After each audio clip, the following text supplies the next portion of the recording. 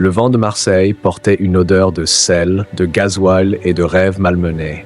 Le ferry venait d'accoster, lentement, comme s'il hésitait à laisser ses passagers mettre le pied sur une terre qui n'était peut-être pas prête pour eux. Parmi la foule qui descendait avec excitation ou fatigue, Ibrahima Thiam, 26 ans, tenait fermement sa valise cabossée d'une main et son passeport sénégalais de l'autre. Il avait quitté Dakar 2 jours plus tôt, laissant derrière lui sa mère en larmes, ses amis incrédules et un petit appartement à Grand Yoff, rempli de souvenirs. Ce départ n'était pas un simple voyage. C'était une rupture. Une coupure nette avec un passé d'efforts sans résultat, d'emplois précaires, de regards moqueurs quand il parlait de rêves européens. Sur le quai, tout était différent. Le bruit des chariots, les ordres aboyés en français avec des accents variés, les uniformes de la douane, les regards méfiants. Marseille n'accueillait pas. Elle jaugeait. « Toi, le sac, ouvre-le !» lança un douanier en pointant son doigt vers Ibrahima. Le jeune homme s'exécuta sans broncher. Il avait tout anticipé. Les vérifications, les questions, même la petite humiliation d'être fouillé devant tout le monde. Ce n'était rien comparé à ce qu'il avait enduré pour arriver ici. Des semaines de démarches, un visa temporaire obtenu grâce à une fausse inscription dans une école de commerce privée et les économies de toute une vie dépensées en un aller simple vers l'inconnu. Quand il sortit enfin du port, la ville l'engloutit. Bruyante, vivante, sale et sublime. Marseille, ce n'était pas Paris. C'était plus cru, plus direct, presque africain dans ses chaos. Et pourtant, il se sentait déjà étranger. Il trouva un petit banc près de la gare Saint-Charles, posa son sac et sortit son téléphone. Aucun réseau. Il soupira. « Bienvenue en Europe, Ibrahima !» Une voix l'interpella dans son dos. « Ibra, c'est toi ?» Il se retourna. Un homme s'approchait, sourire large, dreadlock courte, jeans slim et veste noire. Ousmane, son cousin éloigné, celui qui lui avait promis monts et merveilles, celui qui lui avait dit par WhatsApp « Viens, le business ici, c'est la jungle, mais si tu marches bien, tu deviens lion. » Ils se prirent dans les bras. « T'es maigri, cousin. Tu ressembles à un candidat de télé-réalité sénégalaise, Wallahi. T'es con. » Ils rirent, un peu nerveusement. Parce que derrière les blagues, Ibrahima se demandait déjà s'il avait eu raison de lui faire confiance. Ousmane l'amena dans un vieux T3 qu'il partageait avec 2 autres Sénégalais, au quartier de la Belle de Mai. Matelas à même le sol, cuisine grasse, toilette douteuse, une chambre à partager, mais il n'osa rien dire. « C'est juste pour quelques jours, après on va te placer. » « Placer ? Il y a un taf. Nettoyage dans les hôtels, peut-être livraison aussi. On commence doucement, faut que tu sois discret au début. Après, on voit grand. » Ibrahima ne répondit pas. Il s'assit sur son matelas, ouvrit sa valise et sortit la photo de sa mère. Il la posa contre le mur, son seul repère. Le soir venu, il ne dormit pas. Il entendait tout. Les sirènes, les rires bourrés des voisins, le grincement du frigo, le murmure d'Ousmane au téléphone. Il parlait vite, en wolof et en arabe. Des mots brefs, des noms, de l'argent. Ibrahima fronça les sourcils. Quelque chose sonnait faux, mais il garda ça pour lui. Le lendemain, la lumière de Marseille filtrait à travers les rideaux troués de la petite chambre. Ibrahima se leva tôt, encore ankylosé par une nuit blanche. Ousmane dormait profondément, un bras en travers du visage. Dans la cuisine, une odeur de café bon marché flottait. L'un des colocataires, un grand Paul au regard dur nommé Momo, était assis, l'œil rivé à son téléphone. « T'es le cousin d'Ousmane ?» demanda-t-il sans lever la tête. « Ouais, Ibrahima. » Pas de réponse, juste un hochement de tête. L'ambiance était sèche, aucune chaleur, aucun bienvenu. Ibrahima comprit vite qu'ici, tout se payait. Le matelas, la place, la nourriture, même le silence. Quand Ousmane se réveilla enfin, il proposa une sortie. « Faut que tu vois un peu la ville. On va aller voir un contact à moi. » Ils prirent un vieux scooter, traversèrent des ruelles étroites, passèrent des terrains vagues et finirent par s'arrêter dans un hangar à moitié abandonné, au bout d'une zone industrielle. Là, une quinzaine de jeunes hommes attendaient déjà, adossés au mur, les visages fermés. Un type au crâne rasé en veste de cuir les observa en silence. « C'est lui ton cousin ?» demanda-t-il à Ousmane. « Ouais, il est solide. Il veut bosser. » « Bien, faut des gens sûrs pour les livraisons. » Ibrahima sentit un frisson le parcourir. « Des livraisons de quoi ?» Un court silence, puis Ousmane lui tapota l'épaule. « T'inquiète, c'est des colis, des trucs à déposer, à prendre. T'as pas besoin de savoir et tu seras bien payé. 200 balles par jour si t'assures. » Ibrahima déglutit. Il savait ce que ça voulait dire. Personne ne payait aussi bien pour des livraisons anodines. « Et si je refuse ?» Le type au crâne rasé s'approcha d'un pas. « T'es venu ici avec un visa étudiant bidon. Tu veux qu'on t'aide ou pas ?» Il regarda Ousmane. Son cousin évitait son regard. Quelque chose se brisa. Le soir même, il ne parla pas. Il resta dans sa chambre, les yeux fixés au plafond, le cœur lourd. Il se sentait trahi. Pas encore violemment, mais sournoisement, comme si tout avait été prévu d'avance. L'hospitalité n'était qu'un piège lent qui se refermait doucement. Et pourtant, il n'avait pas de plan B, pas d'amis, pas de logement officiel, pas de boulot déclaré. Le lendemain, il accepta. « Je vais livrer vos trucs, mais après ça, je veux partir de là. » Le chef sourit, un sourire sans chaleur. « On verra ça, petit frère. D'abord, tu livres, ensuite, tu mérites. » La première livraison eut lieu un mercredi soir à la sortie du métro Bougainville. Ousmane lui avait remis une petite sacoche noire, fine, banale, pas lourde. À l'intérieur, aucune idée. Ibrahima avait préféré ne pas demander. Tu donnes ça au type qui t'attend devant le tabac. Il te dit un mot de passe, tu réponds, et tu t'en vas. Tout était codé. Mécanique, sans chaleur, il avait l'impression de jouer dans un film, sauf que personne n'allait crier « Coupé !» si ça tournait mal. Il marcha jusqu'au point de rendez-vous, le cœur battant, chaque sirène au loin lui glaçait le sang. Il reconnut le type, blouson Nike, capuche baissée, lunettes noires malgré la nuit. « Les cigales chantent encore, » dit l'homme. « Même en hiver, » répondit Ibrahima, comme on lui avait appris. L'échange fut rapide, aucun mot de plus. L'homme disparut. Ibrahima revint au squat. Ousmane l'attendait avec un billet de 200 €. « Bien joué, t'as vu, c'est pas si dur, tu peux dormir tranquille maintenant. » Mais il ne dormit pas. Les jours suivants, les livraisons s'enchaînèrent. Toujours des lieux différents, toujours des inconnus. Parfois, il remettait des sacs. Parfois, il prenait des enveloppes. Parfois même, il restait 1 heure dans une voiture, un moteur allumé, pendant que d'autres faisaient des allers-retours louches dans un immeuble. Un soir, il entendit des cris derrière lui, puis un coup de feu. Il ne se retourna pas. Mais peu à peu, quelque chose changeait. À force d'observer, Ibrahima apprenait. Il notait les visages, les noms qu'il entendait à moitié. Il gardait en tête les trajets, les adresses. Il comprit que ce réseau était bien plus vaste que ce que Ousmane lui avait vendu. Il y avait des Italiens, des Algériens, des Français, des Maliens. Tout le monde bossait pour un fantôme qu'on appelait le parrain, mais que personne ne voyait. Et surtout, il comprit que le piège était verrouillé. Il savait qu'il n'avait rien. Il savait qu'il ne dirait rien. Mais il ne savait pas qu'il retenait tout. Un soir, il fit mine d'oublier son téléphone au hangar. Il revint sur ses pas en silence. Il surprit une discussion entre Ousmane et le type au crâne rasé. Le petit, faut l'utiliser encore un peu. Ensuite, on l'envoie à Lyon. Là-bas, il cherche du sang neuf. Et après? Après, il devient un pion. S'il parle, on l'écrase. S'il obéit, il mange. Ibrahima sentit son souffle se couper. Il repartit à pas feutrés. Le téléphone, il ne l'avait jamais oublié. Mais maintenant, il savait. Il savait qu'il n'était qu'une pièce jetable dans un jeu pourri. Et pour la première fois depuis son arrivée, il pensa sérieusement à trahir ceux qui l'avaient piégé. Depuis la nuit où il avait surpris la conversation, Ibrahima portait 2 visages, celui du livreur docile et celui caché de l'homme en éveil. Il continuait ses missions, sourire en coin, sacoche à la main. Il continuait de jouer au bon soldat. Mais derrière ses yeux calmes, il notait tout. Les visages, les plaques d'immatriculation, les points de rendez-vous, les heures, les échanges de phrases. Il savait désormais comment les livraisons se répartissaient dans la ville. Il avait remarqué que certains colis étaient remis à des femmes âgées, d'autres à des mineurs. Il comprenait les rouages, les niveaux, et il voyait bien qu'il n'était qu'à l'échelon le plus bas. Mais il savait une chose que le réseau ne soupçonnait pas, il savait lire les failles. Il commença petit. À chaque livraison, il prenait en douce des photos discrètes avec un vieux portable secondaire, acheté 15 € dans un recoin du marché aux puces. Il camouflait ses mouvements sous des gestes anodins. Se recoiffer, allumer une clope, envoyer un message. Chaque image allait dans un dossier crypté sur une carte SD. Il cachait la carte dans le matelas de son lit, coincée dans une couture décousue.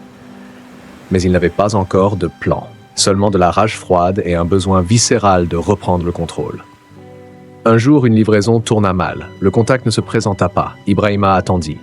10 minutes. 20. 1 heure. Il sentit le piège. Une voiture de police passa lentement. Il garda son calme. Mais au fond de lui, il savait, quelqu'un l'avait peut-être balancé. Ou alors, c'était un test. Un test pour voir s'il paniquerait, s'il balancerait, s'il courait. Il fit le contraire.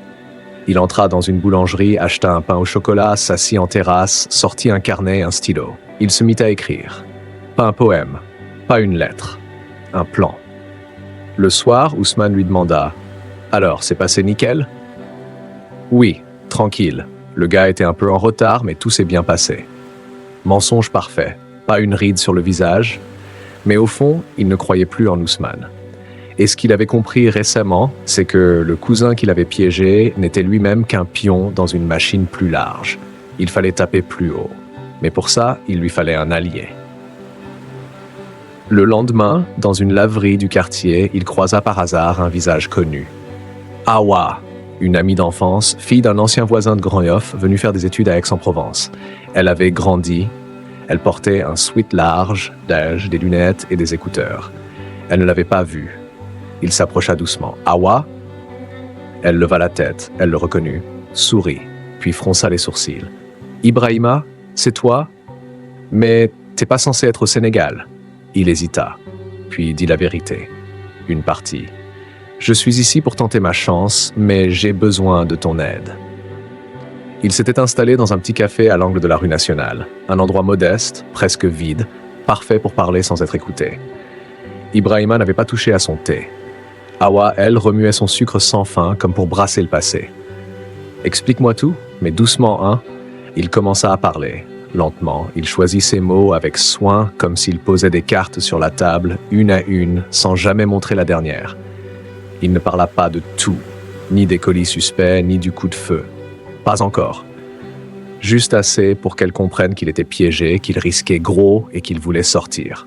« Tu veux que je fasse quoi, moi ?» demanda-t-elle, la voix tremblante. « Juste me permettre de poser mes preuves quelque part, un endroit sûr, pas sur moi, et peut-être me mettre en contact avec quelqu'un de propre, un avocat, un journaliste, je sais pas. Quelqu'un qui pourrait m'écouter, pas me vendre. » Elle resta silencieuse, puis soupira. « Tu sais que tu joues avec le feu ? Je sais, mais j'ai plus peur de me brûler que de pourrir ici sans rien tenter. » Ce jour-là, elle accepta. Pas par folie, pas par amour, par loyauté, par révolte aussi. Awa connaissait d'autres histoires, des jeunes tombés dans des combines, broyés puis oubliés, des cousins, des frères, des amis. Ibrahima, au moins, voulait se battre à sa manière. Elle lui donna une clé USB cryptée, il copia dessus des extraits de ses frais de Sefto, des notes, des noms, des itinéraires.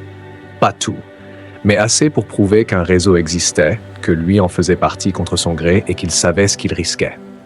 Ils convinrent d'un code, s'il lui envoyait le mot « cendrier », fonte, elle devait tout transmettre à une association de lutte contre la traite humaine qu'elle connaissait à Aix. Pendant ce temps, Ousmane le pressait de plus en plus. « T'as bien bossé ? Le parrain te veut à Lyon. Niveau au-dessus, logement, plus de thunes. T'es prêt ?» Ibrahima sourit, masqua sa peur. Toujours prêt, mais en vérité, il savait, le départ à Lyon, c'était la fin. Là-bas, il perdrait le peu de liberté qu'il avait encore. Il serait dans un autre cercle. Moins d'air, plus de risques. Il fallait frapper avant.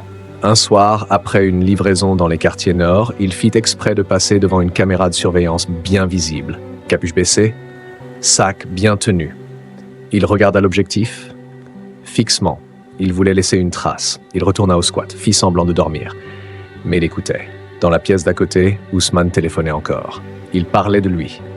Oui, il est prêt. Ouais, il a le profil. Non, il sait rien. Il parle pas. Il est bon, t'inquiète. Je le tiens. Je le tiens. Ce mot-là lui donna la nausée. À 4 heures du matin, il se leva. Il enfila ses chaussures, saisit le vieux téléphone, la carte SD, un petit sac. Il ne laissa qu'un mot écrit sur un papier jauni, plié sous son oreiller. « Je ne suis pas un pion. À bientôt. » Puis il sortit dans la nuit marseillaise. Direction chez Awa. Il ne savait pas encore s'il allait survivre, mais il savait que ce n'était plus le moment de fuir. C'était le moment d'attaquer. Et quand Ibrahima arriva chez Awa, dans une petite résidence étudiante sécurisée à l'entrée d'Aix-en-Provence, elle l'attendait, sans maquillage, les traits tirés. Elle n'avait pas dormi. « T'as fait ça ?» chuchota-t-elle en refermant la porte derrière lui. « J'ai plus le choix. C'est maintenant ou jamais. » Il s'assit sur son lit, trempé de sueur malgré le froid. Il avait marché des heures, pris un bus sans ticket, changé de veste dans les toilettes d'une station-service. Il n'était plus en livraison, il était en fuite. Awa lui tendit une serviette. « J'ai contacté une copine. Elle est bénévole dans une asso, discret, efficace. Ils aident ceux qui veulent sortir de ce genre de merde. Elle veut te parler. » Ibrahima hocha la tête. Mais il savait que le temps était compté. Le lendemain matin, une alerte anonyme partit depuis un cybercafé via un VPN. Ibrahima avait préparé un mail détaillé. Il y exposait des éléments clés, sans se nommer. Il envoyait ça à 2 journalistes d'investigation et à une boîte mail cryptée que l'association lui avait recommandée. Puis, il détruisit la carte SD. C'était lancé. Mais le réseau n'était pas dupe. Le jour même, à Marseille, le squat fut fouillé. Ousmane alerté l'appela en boucle, 17 appels en 2 heures. Il n'y répondit pas. Un message finit par tomber. « Tu penses être plus malin ?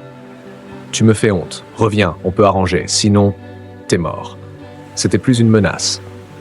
C'était un verdict. Awa voulait qu'il parte, qu'il quitte la région, qu'il se fonde ailleurs. « Je connais quelqu'un à Montpellier, une fille qui héberge des gens en urgence.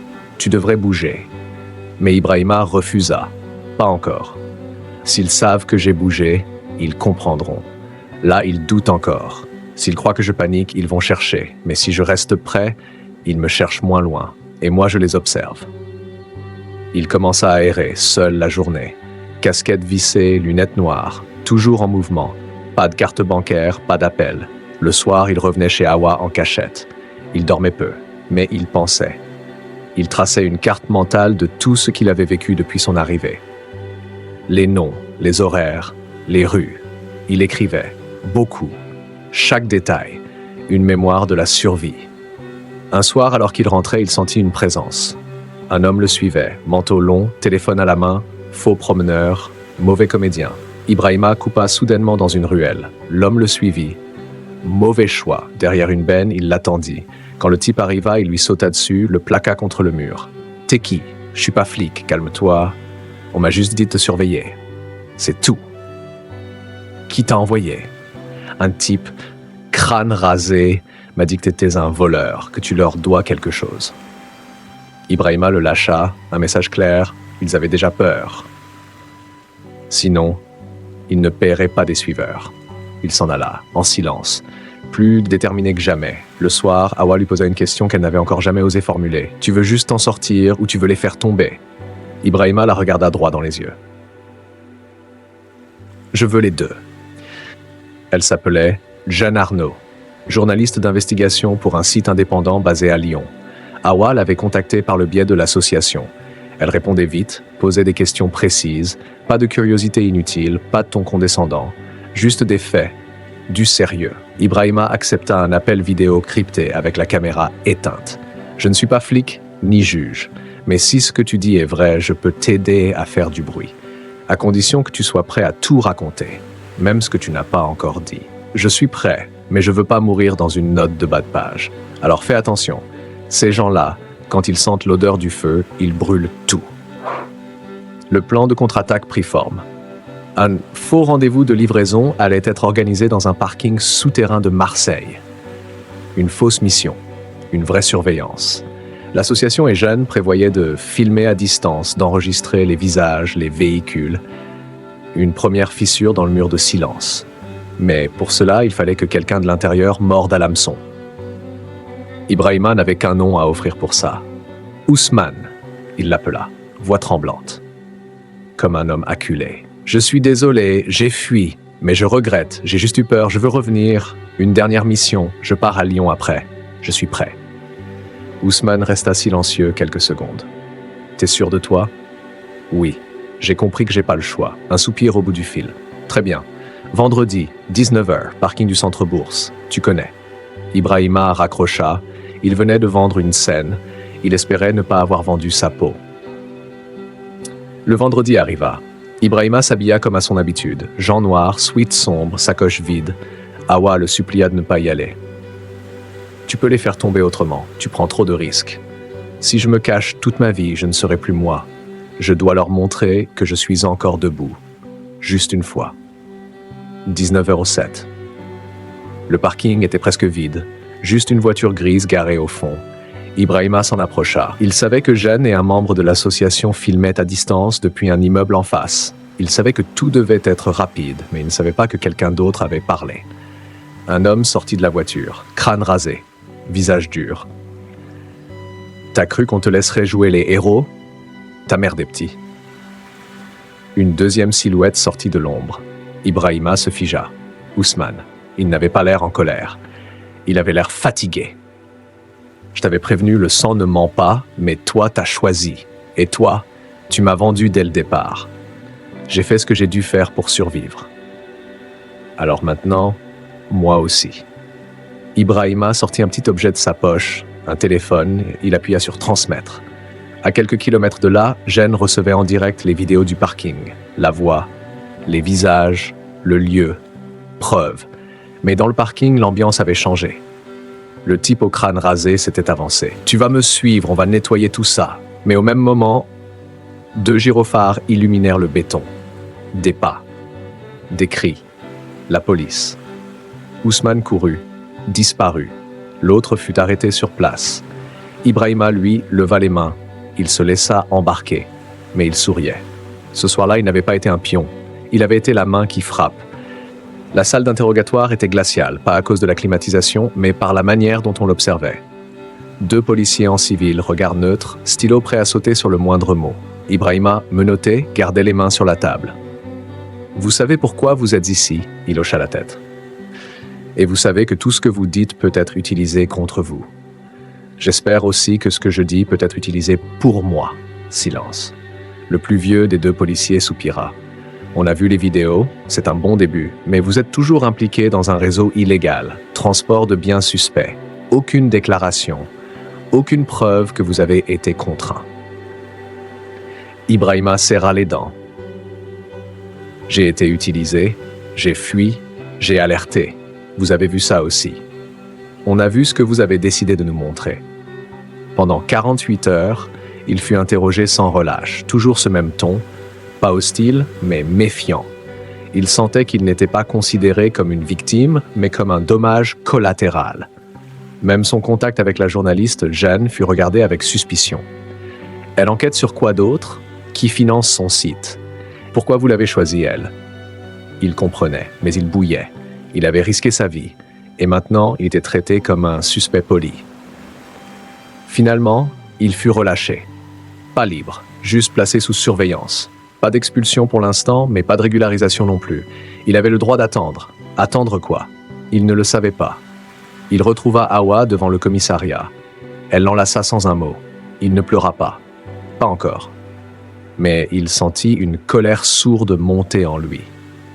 Le soir même, ils rejoignirent Jeanne dans un studio prêté par une ONG. Elle avait les bras chargés de documents. « T'as fait du bruit. La vidéo est entre les mains de plusieurs rédactions maintenant. Mais faut que tu sois prêt. Une partie de l'opinion va dire que t'es complice. D'autres diront que t'inventes. Le système n'aime pas les messagers sales. Mais j'ai fait ce que personne n'a osé faire. J'ai pas le droit d'être protégé pour ça. » Jeanne secoua la tête. Dans ce monde, celui qui casse le silence est souvent celui qu'on regarde comme un problème. Mais t'as une chance. Tu tiens encore debout. Ibrahima regarda le plafond. Il se sentait moins libre que jamais, même sans menottes. Il ne dormait plus. Il vivait entre 2 mondes, celui des loups et celui des juges. Mais il n'avait pas fini. Il prit un stylo. Il commença à écrire son témoignage complet. Pas pour la police, pas pour les ONG, pas pour la presse. Pour lui-même. Parce que s'il tombait de main, il voulait laisser une trace. Une vraie. Il publia son témoignage sous un pseudonyme, Hit, l'ombre du quai. Jeanne l'avait aidé à structurer le texte. Hawa l'avait relu, corrigé, pleuré, et le site l'avait mis en ligne un mercredi matin à 8h. À 9h02, le premier commentaire tombait. À 10h18, le lien circulait sur X. À 13h, un député européen le partageait avec la légende. Ce jeune homme dit tout haut ce que l'Europe tait depuis trop longtemps.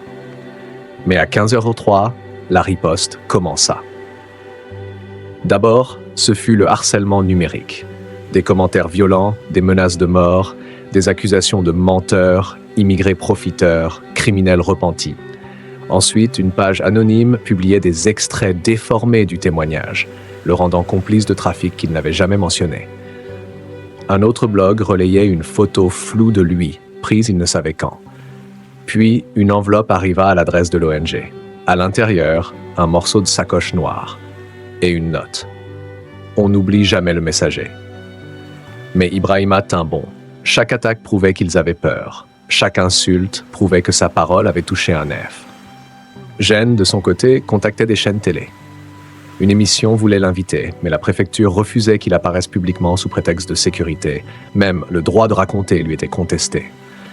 Alors il fit autre chose. Il envoya une vidéo anonyme, filmée dans une pièce sombre, floutée, voix modifiée. « Je m'appelle Ibrahima. Je suis sénégalais. J'ai cru au rêve européen. J'ai cru qu'en travaillant dur, on me respecterait.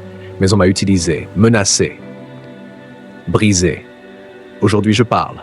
Non pour moi, mais pour ceux qu'on fera taire après moi. » La vidéo devint virale. À Dakar, à Marseille, à Lyon, dans les lycées, dans les cercles d'exilés, dans les prisons aussi. Et dans les couloirs du réseau, le nom d'Ibrahima revenait. Mais plus comme un pion, comme une menace. Un soir, Hawa reçut un appel en inconnu. Une voix lente, calme, glaçante. « Dis à ton ami que la loyauté se paie. S'il veut sauver les siens, qu'il se taise. » Elle raccrocha, tremblante. Ibrahima la fixa. « Ils s'en prennent à toi maintenant. Faut que tu partes.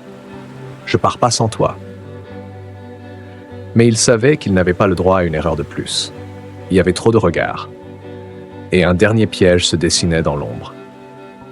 Le courrier officiel arriva un lundi, caché sobre, en tête froid. Convocation à la commission indépendante pour les victimes de réseaux illégaux et de traite humaine. Votre témoignage est requis. Hawa lut la lettre à haute voix. Ibrahima resta silencieux. Il savait que ce moment viendrait. Il ne savait pas qu'il aurait aussi peur. Ce n'était plus une question de justice, c'était une question de destin.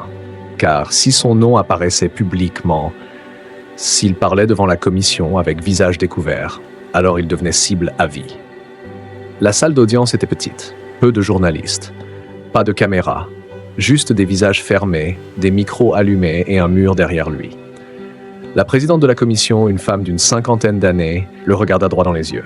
« Monsieur Thiam, vous êtes ici librement. Vous pouvez choisir de témoigner ou de vous taire. Mais sachez que si vous parlez, rien ne pourra vous protéger entièrement. Et si vous vous taisez, certains gagneront une fois de plus. » Un long silence. Ibrahima serra les poings. Il pensa à tout. À sa mère à Dakar, à ses nuits sans sommeil dans le squat, à Ousmane, à Hawa, à tous ceux qu'on n'a jamais écoutés, à tous ceux qui ont été effacés. Il ferma les yeux. Puis il ouvrit la bouche. Il parla pendant 3 heures. Il donna les noms, les lieux, les dates, les mots exacts. Il raconta la première sacoche, la première peur, la première trahison. Il parla d'Ousmane, et il parla de lui. Pas comme une victime, pas comme un héros, mais comme un homme qui a survécu à un monde où la loyauté est une faiblesse. Le lendemain, les journaux en ligne titraient « Trafic, menace, réseau », le témoignage choc d'un survivant sénégalais ébranle les autorités françaises. Je ne voulais pas me taire, les mots d'Ibrahima Thiam secouent l'Europe. Mais lui, il n'ouvrit aucun article. Il était déjà en route vers une autre ville, sous une nouvelle identité dans un programme de protection discret. Il ne reverra peut-être jamais Hawa. Il ne remettra peut-être jamais les pieds au Sénégal. Mais dans les quartiers de Marseille, les murs commençaient à parler. Et son nom n'était plus un fantôme. Il était une mémoire vivante. Si cette histoire vous a plu, n'oubliez pas de vous abonner, liker et surtout, continuez l'aventure avec nous.